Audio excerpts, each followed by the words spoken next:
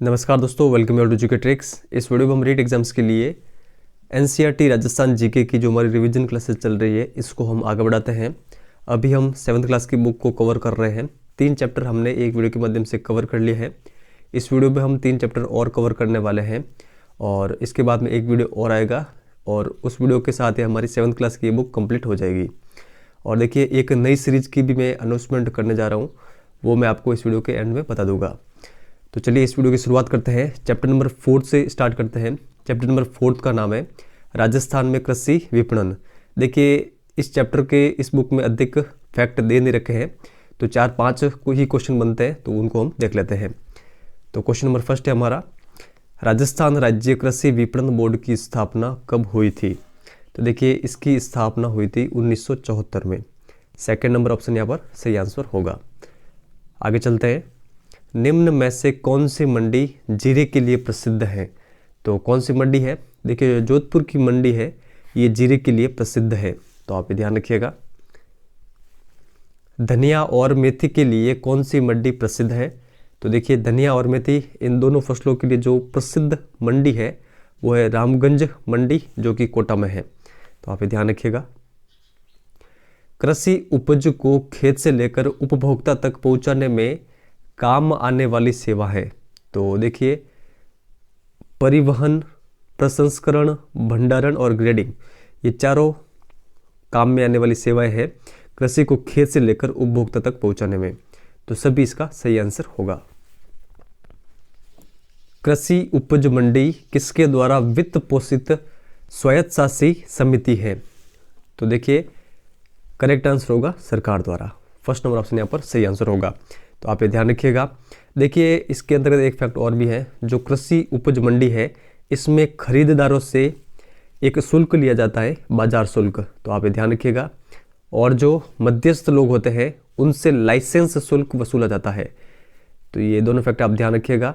खरीदारों से तो बाजार शुल्क और मध्यस्थों से लाइसेंस शुल्क वसूल किया जाता है, तो आप ये ध्यान रखिएगा।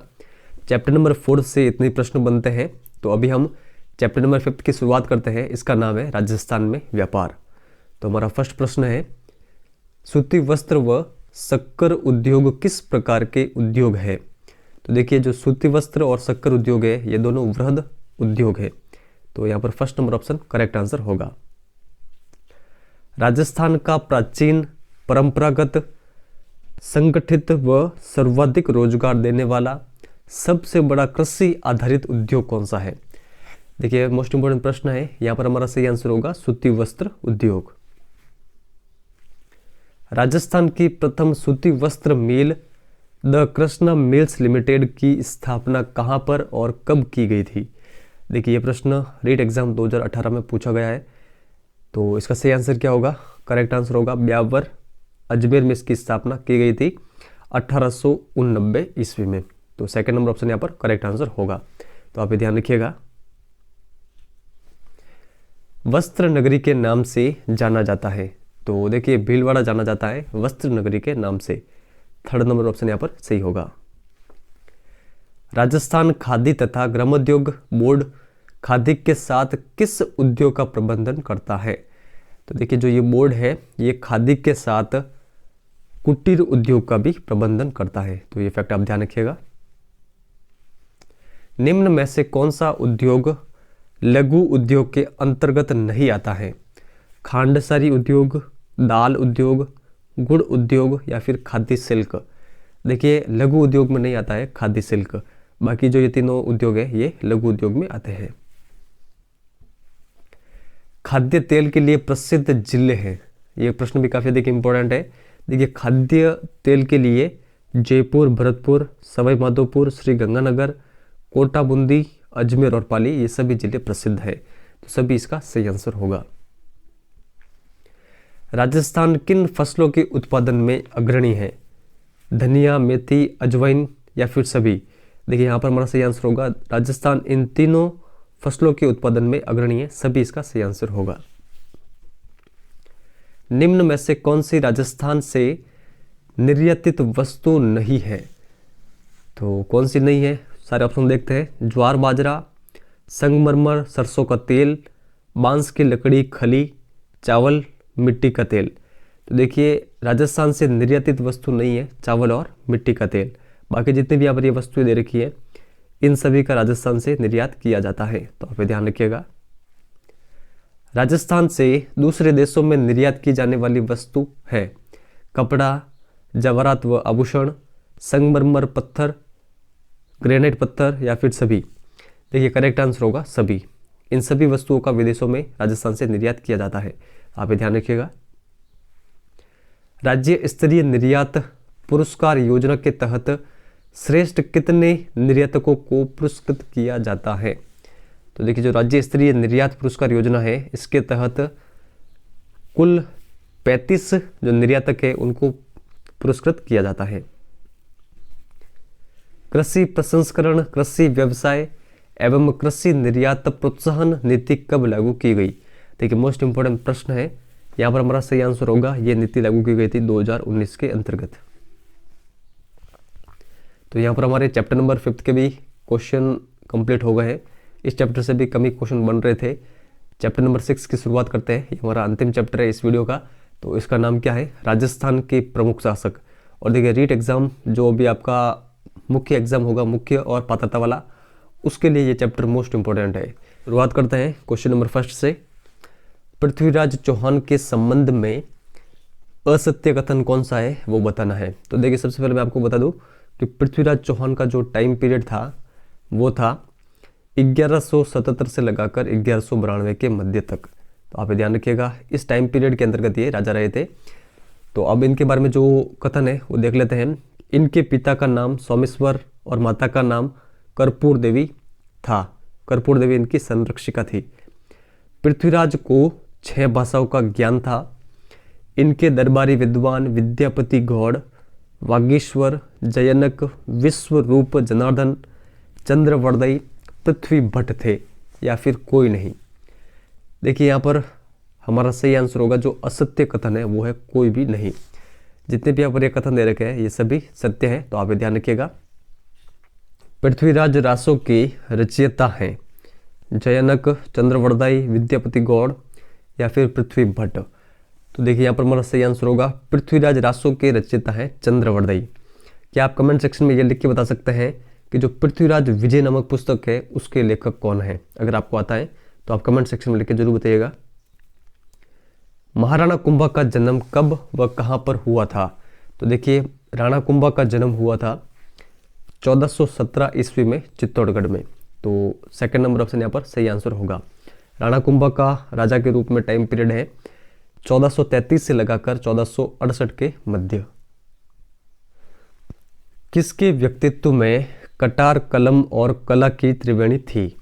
पृथ्वीराज चौहान, महाराणा कुंभा, मालदेव, राय सिंह। देखिए करेक्ट आंसर होगा option number 2 Maharana Kumbha. Most important प्रश्न है तो ये आप ध्यान रखिएगा।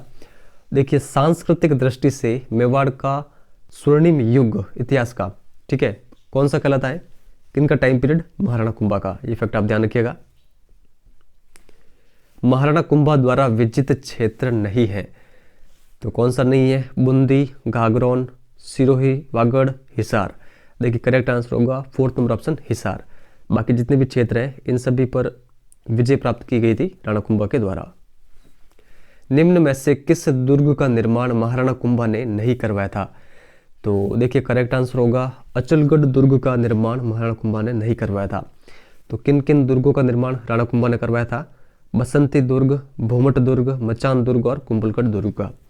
अचलगढ़ दुर्ग का पुनर्निर्माण किसने करवाया था? तो पुनर्निर्माण करवाया गया था महाराणा कुंभा के द्वारा। तो ये आप ध्यान रखिएगा। मेवाड़ के 84 दुर्गों में से 32 का निर्माता कौन है? महाराणा कुंभा। ये फैक्ट कई बार के एग्जाम आ चुका है, आप ध्यान रखिएगा। चित्तौड़ में विजय स्तंभ का निर्माण भी किसने करवाया था? महाराणा कुंभा ने। तो ये फैक्ट आप ध्यान रखिएगा। निम्न में से कौन सी पुस्तक महाराणा कुंभा की नहीं है? सूड प्रबंध, संगीत राज, संगीत मीमांसा, गीत गोविंद। देखिए यहाँ पर हमारा सही आंसर होगा जो गीत गोविंद नामक पुस्तक है ये है जयदेव की, ना कि महाराणा कुंभा की।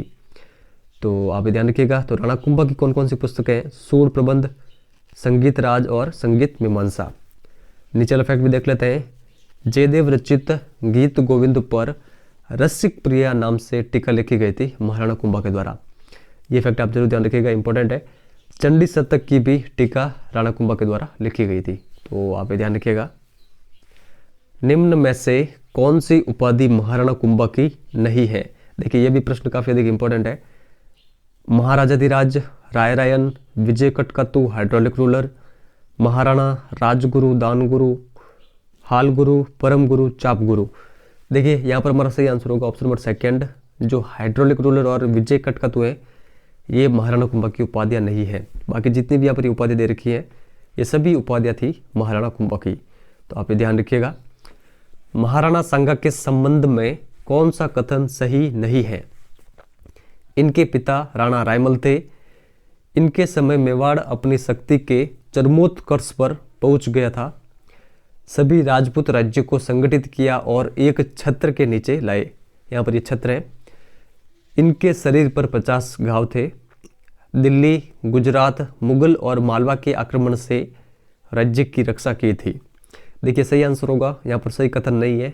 इनके शरीर पर 50 घाव ना होकर इनके शरीर पर 80 घाव थे, तो आप ये ध्यान रखिएगा। बाकी जितने भी यहाँ पर कथन दे रखे हैं ये सभी सत्य हैं राणा सांगा के संबंध में।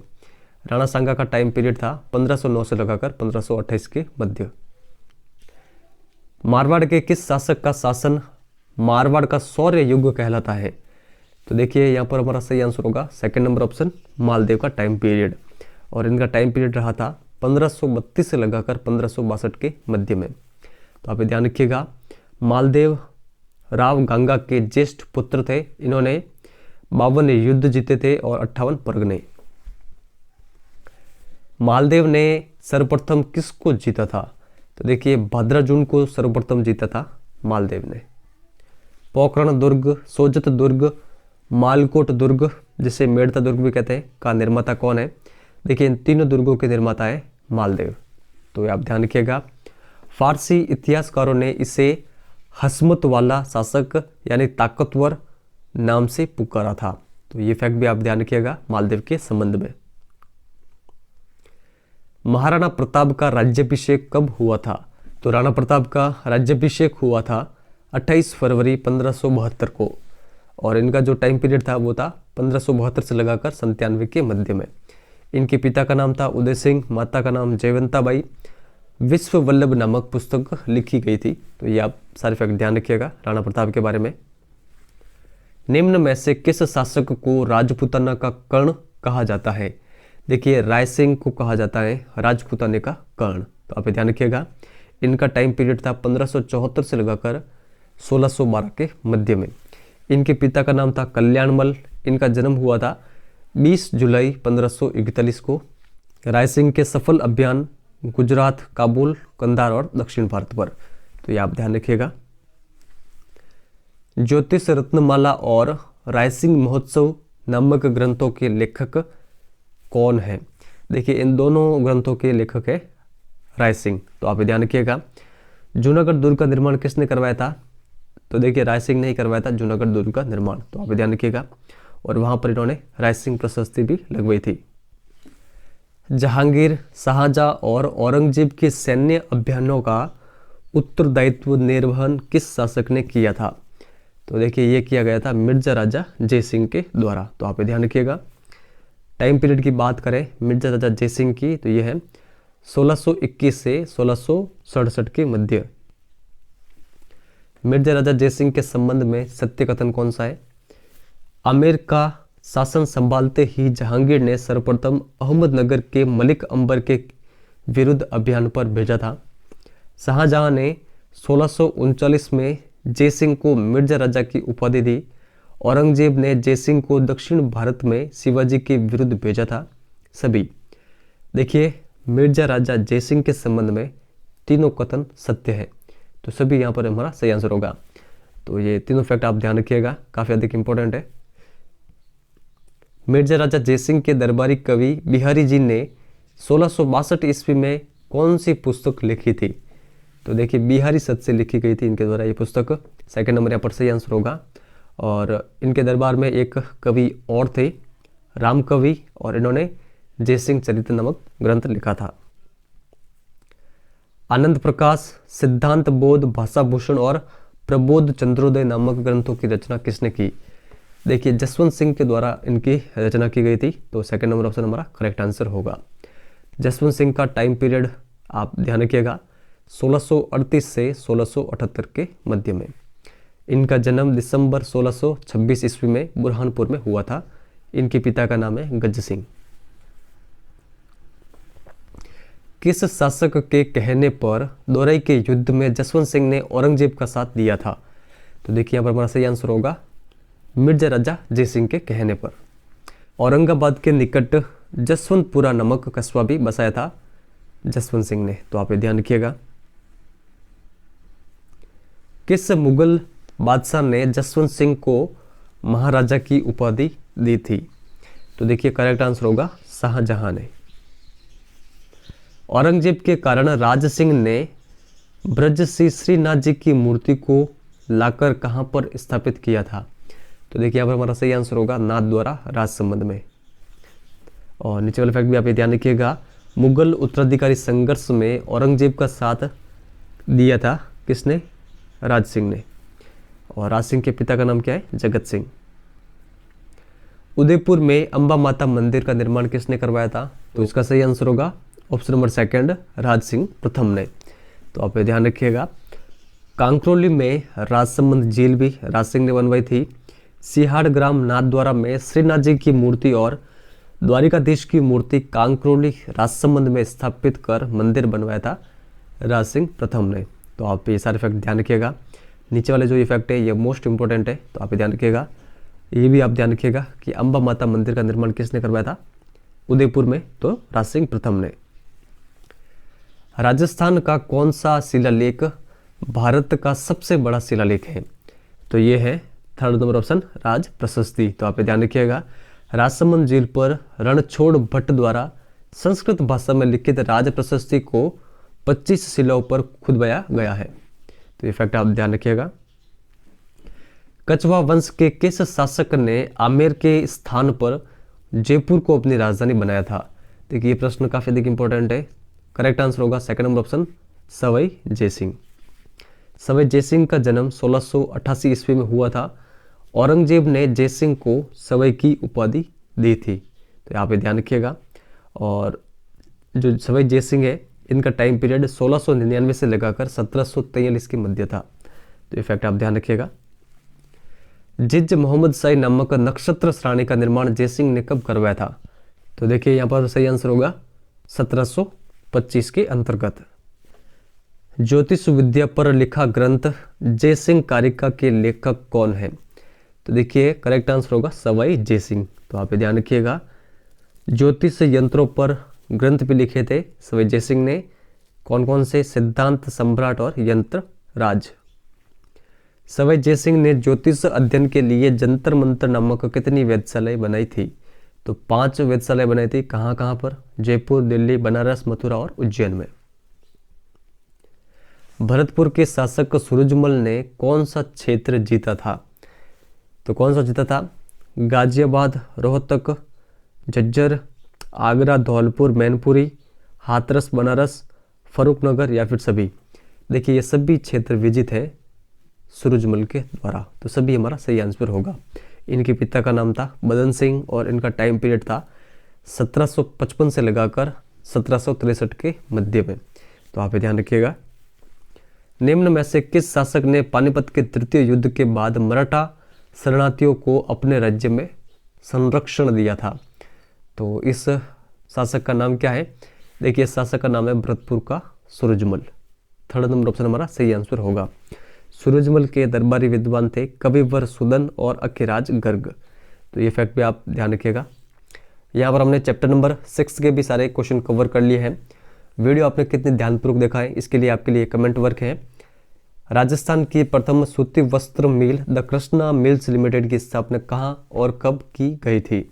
आपके सामने ऑप्शंस दे रखे हैं, जो भी इसका सही आंसर हो आप इस वीडियो के कमेंट सेक्शन में लिख के जरूर बताएं। अब देखिए वीडियो की स्टार्टिंग में मैंने आपको एक नई सीरीज के बारे में कहा था। देखिए अभी हमारी एनसीईआरटी की 6th और 7th और 8th क्लास की रिवीजन वाली क्लासेस चल रही हैं। इसके बाद में मेरा विचार है कि जो ओल्ड आरबीएससी की बुकें हैं राजस्थान जीके वाली, क्या उनको कवर किया जाए। और देखिए मेरे पास जो उपलब्ध पुस्तकें हैं वो है 10th, 11th और 12th क्लास की। ओल्ड वाली पुस्तकें मेरे पास ये अवेलेबल हैं। अगर आप कमेंट सेक्शन में यस लिखते हैं तो हम जैसे ये रिवीजन वाली क्लासेस कंप्लीट होती हैं उसके बाद में इस जो ये ओल्ड वाली बुक है इनको भी एक बार कवर कर लेंगे। ये जो बुकें हैं ये हमने एक बार भी कवर नहीं की है, तो ये हमारे लिए नहीं है और इसमें भी काफ़ी शानदार मैटर दे रखा है। अगर हम इतना सारा मैटर कवर कर लेते हैं तो राजस्थान जीके कहीं और से पढ़ने की आवश्यकता ही नहीं है। तो आपकी इस सीरीज़ पर क्या राय है कमेंट सेक्शन में आप लिख के बता सकते हैं। अगर अधिकतर स्टूडेंट यस लिखते हैं तो हम इस सीरीज़ को स्टार्ट कर देंगे। अदरवाइज़ अगर आप चाहते हैं कि जितने भी पहले हमने वीडियोस बनाए थे उनका एक बार रिवीजन हो जाए तो ये भी आप लिख सकते हैं कि सर रिवीजन वाली क्लासेस को कंटिन्यू किया जाए, जिसके अंतर्गत अभी तक हमने क्लास 6 को कवर कर लिया है। 7th क्लास का एक वीडियो और बच रहा है, ये भी कंप्लीट हो जाएगी। 8th क्लास भी जल्द कंप्लीट कर लेंगे, 3 वीडियो बनेंगे। जो आरबीएससी की 9th क्लास की राजस्थान जीके वाली जो हमने क्लासेस देखी थी जिसके अंतर्गत 7 चैप्टर थे वो भी हम वापस आपका एक बार रिवीजन करवा देंगे। और 10th क्लास की जो राजस्थान जीके की जो सबसे इम्पोर्टेंट थी, अगर आप चाहते हैं कि इनका भी रिवीजन पहले हो जाए उसके बाद में ये नई सीरीज स्टार्ट की जाए तो ये भी आप बता सकते हैं। अदरवाइज़ आप कमेंट सेक्शन में लिख के बताएं कि 8th क्लास के बाद में इन पुस्तकों को हम कवर करवाएं। तो आप लिख के ज़रूर बताइएगा ताकि मुझे भी पता चल जाए कि क्या करना है क्या नहीं। अगर वीडियो आपको हेल्पफुल लगा है तो लाइक शेयर जरूर करिएगा। अगर आप अभी तक हमारे टेलीग्राम चैनल से नहीं जुड़े हैं तो आप जुड़ सकते हैं, GK trick education Telegram channel का नाम है। इस वीडियो में इतना ही है, अधिक से अधिक फ्रेंड के साथ शेयर जरूर करिएगा। काफ़ी समय लगता है इस प्रकार की वीडियोस बनाने के लिए और निःशुल्क आपके लिए काम कर रहे हैं। पूरा यूट्यूब पर जितना भी मैटर है वो आपको फ्री ऑफ कॉस्ट अवेलेबल करवा रहे हैं, तो इसके लिए आप थोड़ा सा सपोर्ट ज़रूर करें। धन्यवाद।